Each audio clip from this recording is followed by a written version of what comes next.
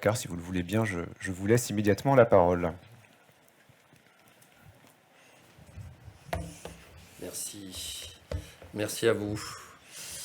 Monsieur le Président, cher Yannick, Monsieur le Délégué Général, Mesdames et Messieurs, c'est avec un très grand plaisir que je vous accueille ce matin à la Cité des Sciences et de l'Industrie, que j'ouvre avec Yannick Blanc cette rencontre. Alors je remercie Futurible d'avoir décidé de la tenir en ses murs, comme ce fut le cas en 2018. Alors 2018, c'est il y a un siècle. Tant la période que nous venons de vivre, je ne vous apprends rien, a été humainement dense et ardue, d'un point de vue sanitaire évidemment, mais aussi climatique, géopolitique, économique, et d'un point de vue intellectuel, en un temps qui fut à la fois suspendu et accéléré. Les crises ouvrent la voie parfois au changement de perspective, elles rendent indispensable toujours l'effort de réflexion commune, et vos travaux y invitent magnifiquement, qui s'essaye à anticiper les grandes ruptures possibles pour éclairer le monde et surtout imaginer celui vers lequel nous voulons aller. Je vais citer les mots de votre président, une cartographie du probable et de l'inacceptable, bien utile pour ordonner nos interrogations et nos controverses. Alors c'est sans doute là un de nos plus grands points communs, nos maisons, donc la vôtre, Futurible International, et la nôtre, Universcience, qui regroupe le Palais de la Découverte, qui est en travaux, réouverture en 2025, et la Cité des Sciences et de l'Industrie, ambitionnent tous les deux d'aider chacune à se repérer dans un monde changeant. À notre façon, vous et nous contribuons à faire émerger, par la puissance de l'imagination, des futurs désirables. Nous sommes ici finalement pour rêver ensemble. Rêver, mais aussi pour passer à l'action.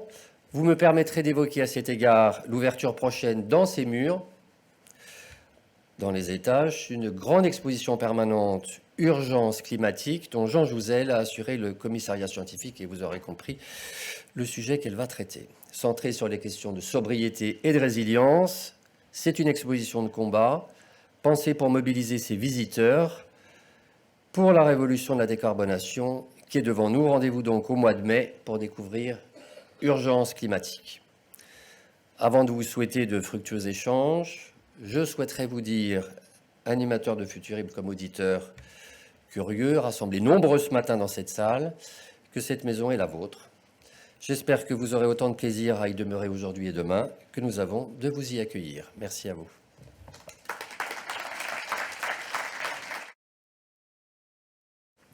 Bonjour à tous. Ça fait très plaisir de vous voir nombreux dans cette salle. La dernière fois qu'on s'est réunis, Bruno vient de le dire, c'était en 2018. Et il s'est passé tellement de choses depuis qu'il était vraiment urgent que nous reprenions notre conversation. Elle ne s'est pas interrompue pendant ces presque 5 ans, bien entendu. Elle s'est poursuivie. Vous avez été nombreux, vous êtes de plus en plus nombreux à suivre les activités de Futurible en visio, si bien que même nos formations, à la fin de la crise sanitaire, quand on a dit qu'on reprenait en présentiel, on a été obligé de maintenir le format hybride, parce que vous aussi, vous vous êtes habitués à cette façon de travailler. Mais là, on est réunis, on va pouvoir se retrouver et échanger pendant ces 2 jours.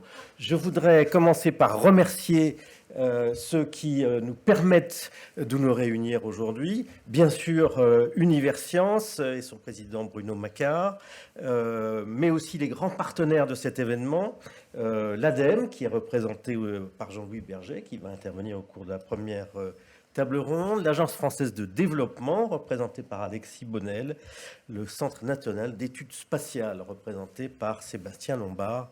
Merci à eux d'avoir permis l'organisation de cet événement. En 5 ans, nous sommes passés de l'ère des transitions à celle des ruptures.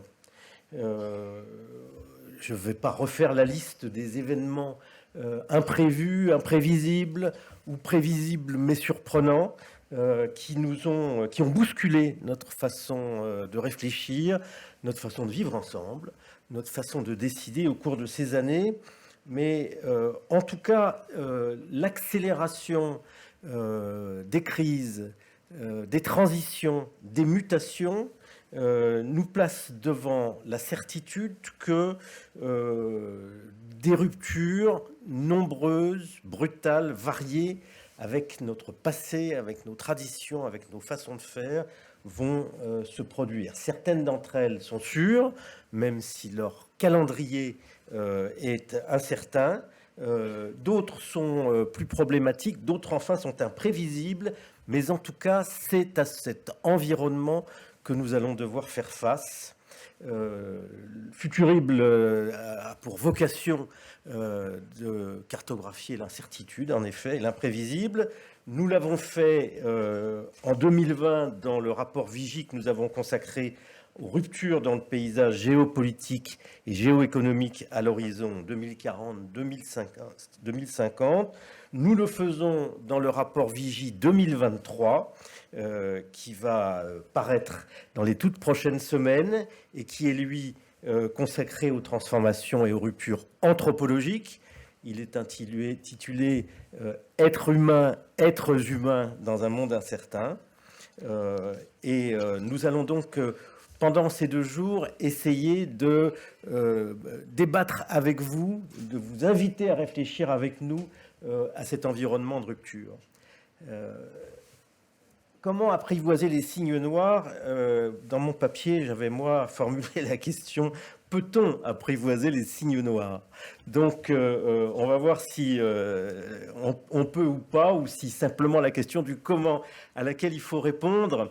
On voit bien que face à ces incertitudes, plusieurs attitudes caractéristiques émergent, plusieurs attitudes stratégiques. Les visions volontaristes, techno-solutionnistes, le transhumanisme, les mondes virtuels, la conquête de Mars, les stratégies transitionnelles, celles qui continuent à penser que la neutralité carbone, la stratégie bas carbone, la transformation des industries, la transformation des modes de consommation ou de certains produits comme l'automobile va nous permettre de répondre aux défis qui sont devant nous. Il y a des postures défensives, celles qui comptent sur la robustesse, sur la résilience, sur la sobriété, sur la lutte contre la vulnérabilité. Et puis, il y a aussi, et elles occupent beaucoup l'espace du débat public, des attitudes réactionnaires qui se réfugient face à la multiplication des incertitudes dans la célébration de la tradition ou dans la conduite de guerres culturelles. Par rapport à ces attitudes, nous vous proposons pendant ces 2 journées de renoncer aux postures, de renoncer aux certitudes et de vous plonger dans l'exploration des questions, de vous immerger dans ce questionnement avec la conviction que des questions mieux posées, reformulées, éclairées par des points de vue, des expertises, des expériences différentes, vous aideront à aborder ces incertitudes avec davantage, sinon de sérénité, en tout cas de capacité d'agir.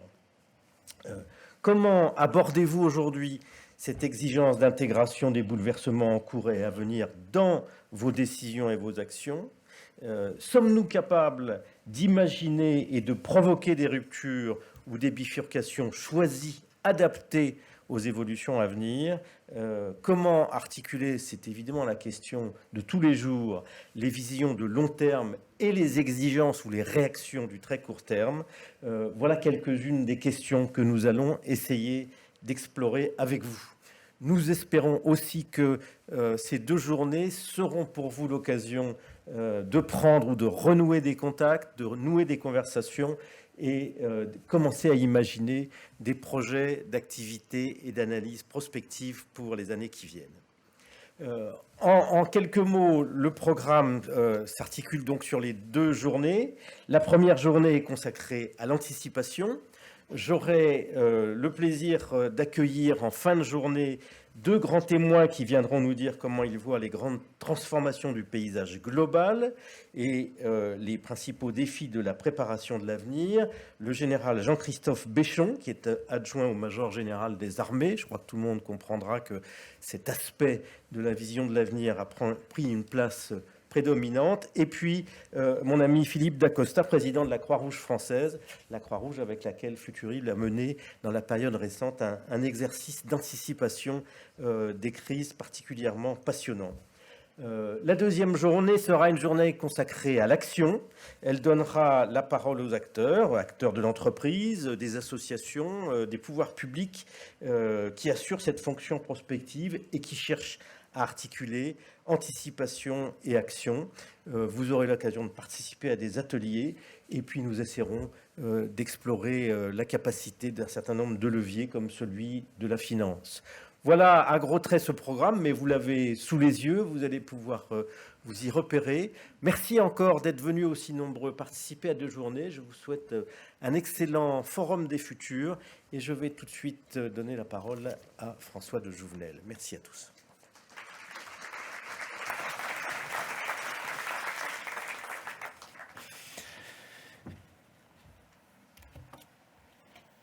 Merci beaucoup à Bruno Macquart et à Yannick. Aussi pour que vous sachiez qui est dans la salle. Mais dans la salle, vous avez essentiellement des membres de l'association Futurible International, donc des représentants de la centaine d'organismes qui aujourd'hui adhèrent à cette association pour mutualiser un certain nombre de réflexions sur le futur et puis aussi des approches méthodologiques et également discuter entre elles pour pouvoir échanger sur leurs pratiques. Et puis vous avez également un certain nombre donc, de personnes qui se sont inscrites par intérêt pour ces 2 jours et qui souvent ont été mises au courant à la fois par la revue Futurible ou par les différentes lettres d'information que nous avons. Et donc ces personnes qui ne sont pas encore membres sont évidemment instamment priées ou invitées éventuellement à adhérer à l'issue de ce forum. Voilà. Je ne vais pas être plus long maintenant, et puis je vous propose d'entrer directement donc, dans le... Alors vous avez le nuage de mots voilà, qui s'affiche, donc la question de la curiosité est le premier mot qui apparaît, donc ça veut dire que l'état d'esprit ouvert auquel nous invitait Yannick tout à l'heure est dominant dans l'assistance, ce qui est une bonne nouvelle, en espérant que la première table ronde sur les questions environnementales ne fasse pas grossir des mots un peu plus négatifs, sachant qu'on a décidé justement d'ouvrir ce forum des futurs sur une table ronde consacrée à l'environnement, ce qui est généralement le cas d'ailleurs dans la plupart de nos forums. Alors pourquoi ? Parce que tout simplement, j'essaye de changer les slides, mais ça ne fonctionne pas. Donc si on peut avancer sur la slide de présentation de la table ronde. Donc le thème de l'environnement est évidemment un thème structurant quand on réfléchit au futur, et puis quand on a décidé de consacrer donc, cette édition du Forum des futurs aux ruptures, il nous a semblé qu'entrer par les questions environnementales était évidemment la bonne entrée. Alors pourquoi ? Tout simplement parce que les transformations environnementales que nous connaissons aujourd'hui, que nous allons connaître demain, sont porteuses d'un potentiel de perturbation qui est extraordinairement puissant, et que donc commencer à essayer de discerner ce que l'on peut dire, ce que l'on sait, et puis aussi quels sont les grands domaines d'incertitude dans ce champ-là, nous apparaît comme étant un préalable avant d'aborder les autres questions, qui seront notamment donc les questions géopolitiques et les questions plus technologiques dans la suite de nos interventions. Donc la question les questions qu'on va aborder dans cette table ronde, c'est quelles sont effectivement les ruptures que nous pouvons anticiper dans le champ environnemental, comment est-ce qu'on peut s'y préparer également, on ne sera pas uniquement dans les questions d'anticipation, mais aussi également dans les questions de préparation, et puis quelles sont éventuellement aussi les ruptures que l'on peut provoquer, notamment pour pouvoir être davantage dans une posture proactive vis-à-vis de ces changements environnementaux. Pour pouvoir traiter de ces questions, nous allons avoir 3 intervenants qui vont se succéder, et puis ensuite un temps d'échange croisé.